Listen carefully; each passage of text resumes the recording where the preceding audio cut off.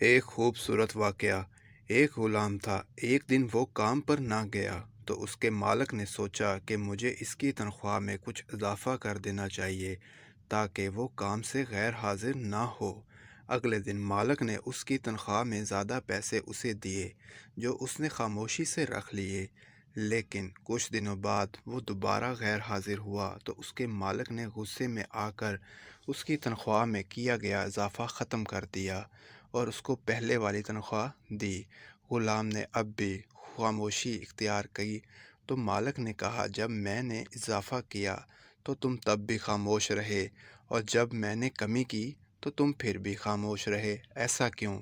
تب غلام نے جواب دیا، جب میں نے پہلے دن غیر حاضر ہوا تھا تو اس کی وجہ میرے بچے کی پیدائش تھی، اور آپ کی طرف سے تنخواہ میں اضافے کو میں نے وہ رزق خیال کیا جو وہ اپنے ساتھ لے کر آیا، اور جب میں نے دوسری مرتبہ غیر حاضری کی تھی تو اس کی وجہ میری ماں کی وفات تھی، اور آپ کی طرف سے تنخواہ میں کمی کو میں نے وہ رزق خیال کیا جو وہ اپنے ساتھ واپس لے گئی۔